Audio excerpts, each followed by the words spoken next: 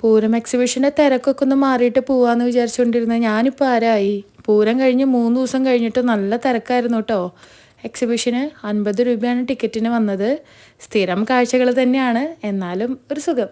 നമ്മുടെ ബെഡ്ഷീറ്റിൻ്റെ കട തൊട്ട് അങ്ങ് തുടങ്ങും കടകൾ.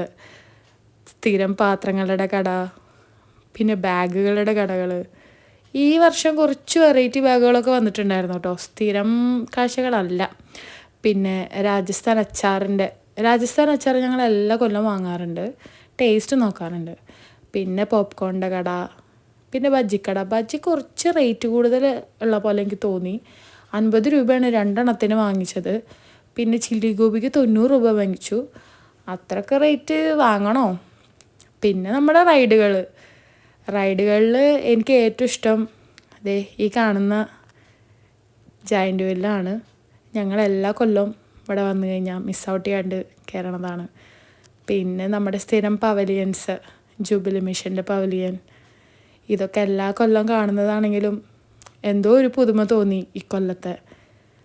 കുട്ടികളൊക്കെ ഇങ്ങനെ പ്രിസർവേറ്റീവ് ചെയ്ത് വെച്ചിരിക്കുന്നതേ, ഇതൊക്കെ ആ ഹോസ്പിറ്റലിൽ തന്നെ ഉണ്ടായ കുട്ടികൾ തന്നെ ആയിരിക്കും അല്ലേ.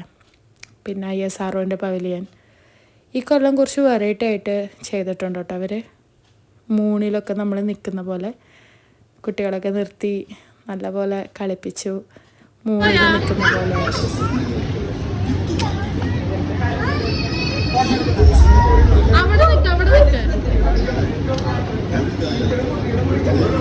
പിന്നെ അത് മാത്രമല്ല, എല്ലാ ദിവസവും ഈവനിങ് ആകുമ്പോൾ കൾച്ചറൽ പ്രോഗ്രാംസ് ഉണ്ടാവാറുണ്ട്. ഇന്ന് നല്ല വെറൈറ്റി ഡാൻസും കാര്യങ്ങളൊക്കെ ഉണ്ടായിരുന്നു. നമ്മൾ കുറേ നേരം അവിടെ ഇരുന്ന് പ്രോഗ്രാംസൊക്കെ കണ്ടിട്ടുണ്ടായിരുന്നു. പിന്നെ ചൂട് സഹിക്കാൻ പറ്റാണ്ടായപ്പോഴാണ് നമ്മൾ അവിടെ നിന്ന് ഇറങ്ങിയത്. അതിന് ഇക്കൊല്ലത്തെ പൂരം എക്സിബിഷനും നല്ല അടിപൊളിയായിരുന്നു. പിന്നെ ചാനൽ സബ്സ്ക്രൈബ് ചെയ്യാണ്ട് കുറേ പേര് വീഡിയോസ് കാണുന്നുണ്ട്. പ്ലീസ് എല്ലാവരും ചാനൽ സബ്സ്ക്രൈബ് ചെയ്ത് സപ്പോർട്ട് ചെയ്യുക. നല്ലൊരു വീഡിയോ ആയിട്ട് അടുത്ത വട്ടം കാണാം. ഓക്കെ, ടാറ്റാ.